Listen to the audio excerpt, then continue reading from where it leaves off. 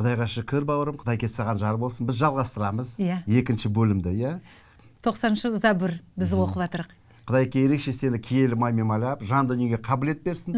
Құдайдың сөзінен нәр алып, рақаттануға, жұбаныш алуға. Сеніміңді нығайтатын Құдайдың сөзі. Бүгін Құдайдың сөзі ерекше саған ашылып, жан дүниеге енсін. Сенің сенімің нақты болсын. Өйткені сенім арқылы біз көп нәрсені жаратқан еден Иса Мәсихтан ала аламыз. Амин. Әрбір мұқтаж сенім арқылы шешіледі. Сондықтан әрбір сенің мұқтажың шешілу үшін бүгін мұқият тұтында Құдайдың сөзін. Бақташы, жаңа сен керемет сөз айттың, рақаттанып деп. Құдайдың сөзі рақаттандырады бізді. Жаңағы адамдардың айтқан сөзі, уақытша мүмкін саған жаңағы жігер беріп қуантады, рақаттандырады, бірақ та Құдайдың сөзі ол мәңгілік рақаттандыратын нәрсе. Амин. Біз 3-ші аяттан бастаймыз, 90-шы забірдің. Хақ тағала сені зұлымның тұзағынан, әрі жойқын абадан сақтайды, аман. 4-ші аят. Сені өзінің қанатымен жауып алады, қалқан мен қамалын оның әділдігі. Осылай өмірің қауіп қатерсіз болады. Бұл ерекше жаратқан еміздің аса бағалы уәдесі.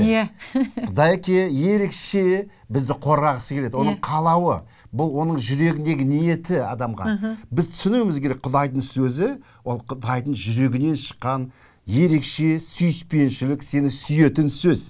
Саған тек қана жақсылық келетін. Және де осы жерде айтады, мен сені өз қанатымен жауып аламын дейді. Зұлымның тұзағынан сені қорғаймын дейді. Мысалы, шайтан ол адамды денсаулығын ұрлап кеткісі келеді. Содан кейін оны қатты қиналтып, ақырында өлтіргісі келеді. Жойғысы келеді. Ал жаратқан не айтады? Ал мен жол бермеймін оған дейді. Егер де сен маған сенім артсаң, мен сені қорғаймын. Барлық жамандықтан, қандай жамандық болмасын, ауру, індет, тағы да басқа нәрселер. Сондықтан Құдай ерекше сенің сеніміңді осы сөздер арқылы ерекше нығайтсын. Білесіздер ме, бауырым, осы кішкентай болғанда біздер тауық қаз ұстадық. Сол тауықтар, қаздар жаңағы жұмыртқаларын басып, балапандарды шығарады. Сол жерде көресің, біздерде тауықтар болды, қызыл тауық, үлкен-үлкен қаздар. Солар өздерінің балапандарын қалай қорғайды, қанаттарын астына салып алады да, сол жерде жылытады. Сол жерде олар рақаттанады. Біздерге де Құдай сол арқылы көрсеткісі келеді. Біз жаңағы Құдай әкеміздің қанатының астында болсақ, біздер сол жерде тонсақ жылынамыз, ауырсақ сол жерде саулық аламыз, қорқысақ ерекше жаңа қанаттың астында болғандықтан Құдайдың жүрегін естиміз. Құдайдың жүрегі әрқашанда біздерге жақсылық тілейді. Айтады, қорықпа, мен сенімен біргемін, ауырсаң сауықтырамын, қандай жағдайға түсіп қалсаң содан шығарамын дейді. Өйткені біздер жаңағы балапандарды алып ойнағымыз келеді. Жаңағы тауық, я болмаса қаз біздерді шұқып тістеп қуатын. Тап солай Құдай әке өз балапандарын қанаттың астына, біз балапан іспеттіміз, қанаттың астына ұстап, шайтан келіп жолағысы келсе, біздерді ұрлағысы келсе, ол жаңағы тауық іспетті, я болмаса балапанның анасы іспетті барып шұқып, соны қуып жібереді, қорқытып. Біз сол тауықтан, қаздан қорқып қашатын едік. Сондықтан мен сол жаңағы осы деген нені көріп тұрмын. Құдай қандай керемет екен. Құдай ол қаншама біздерді қорғап сақтайды.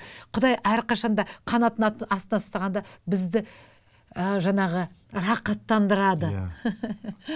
Сондықтан әрине осы жерде айтып тұрған жоқ. Сен енді ешқандай сен жамандық көрмейсің деп. Бірақ та осы уәделер не нәрседе? Егерде сенің өмірге бір жамандық келсе, ауру келсе, тағы да бір жағдай келсе, мұқтаж келсе, жаратқан айтады, мен сені тастамаймын. Мен сені сол жағдайдан сол жайларды жеңіп, жеңіске жеткіземін дейді. Ауруды жеңіп, саулыққа жеткіземін. Мен сені тастамаймын, мен сені бірге боламын. Менің қанатым сені қорғайды, яғни сенің өміріңді сақтайды. Былай айтқанда. Сен өліп қалмайсың аурудан. Сен басқа бір жағдайдан қирап, бұзылып қалмайсың. Бәрі қирап атса да, Құдай ерекше сені бәрібір жарылқап, ерекше сені табысты қылады бәрібір. Бірден айырылып қалсаң, ол саған екі есе көмектесіп, барыңды екі есе көбейтеді. Яғни, жаратқан иемен өмір сүрген адам, ол еш нәрсені жоғалтпайды. Ол бәрібір табысқа жетеді, ол бәрібір денсаулығын қайтадан қабылдайды, яғни қайтарып береді бәрінде. Құдай қалдырмайды сені. Бақташы, осы жерде мен бір нәрсе көріп тұрмын. Осы жерде бауырым, сен деген Құдайдың панасынан, оның қанатының астынан шығып кеткенсің, қауымнан, яғни оның жаңағы рақымдылығынан. Және де күнә жасап, жаңағы сен өзің білесің, көптеген қиыншылықта жүрсің, бірақ қауымға келгің келеді. Қайта Құдайға өзінің жаңағы қарым-қатынасыңды түзейткің келеді, бірақ та сенде жаңағы шайтан саған сені басып, езіп, жаңағы айтып тұр, ой, сен қалай енді барасың? Сен қалай енді адамдардың бақташының көзіне қарайсың деп жүр, сені сол арқылы қинап жүр. Бірақ та мен саған айтқым келеді, бүгін Құдай сені күтіп тұр. Құдай сені сүйеді. Құдай ешқашанда сені итеріп тастамайды. Ол келі кітапта айтады, маған келген адамды ешкімді де итеріп тастамаймын, бірақ та өзімнің құшағыма алам деп. Құдай бүгін сені шақырып тұр, айтады, кел менің балам, менің құшағыма кел, менің панама кел, менің қанатымның астына кел. Мен сені ешқашанда тастаған жоқпын, мен сені ешқашанда қалдырған жоқпын, мен сені ұмытқан жоқпын дейді бауырым. Сондықтан бауырым, қайт Құдайдың үйіне, Құдайдың панасына. Адамдардың ой пікіріне қарама.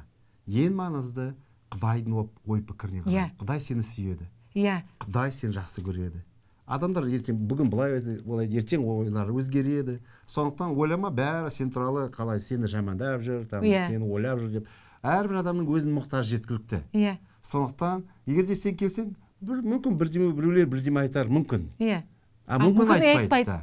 Сондықтан олардың ой пікіріне қарама. Өйткені сен бүгін осы пайғамбарлық сөзді Құдайдан естіп тұрсың. Әрине Светлана Бағошева адам, бірақ та ол арқылы Құдай сөйлепті сенің жүрегіңе. Құдайдың ой пікірі. Ал Құдайдың ой пікірі біздің жүрегімізде ерекше төрінде болу керек. Амин. Сондықтан қазір біз осыны аяқтаймыз да, жалғастырамыз, қазір сыйынамыз. Көктегі біздің әкетайымыз, әрбір бауырларымыз үшін сыйынамыз. Мүмкін қиналып жүрген, мүмкін тағы да бір жағдайда болып қалған. Әкетайымыз Иса Мәсіхпен, сенің уәделерің Иса Мәсіхте осы бауырларымыздың өміріне жанжаумен. Сондықтан сенің көмегіңді сұраймыз. Рахымдылық рухымен көмектес, қорқыныш кетсін, ұят кетсін. Тағы да бір жалған ұяттар, жалған ұяттар. Шайтанның ұялатқан ойлары. Құдай әкенің ойы келсін.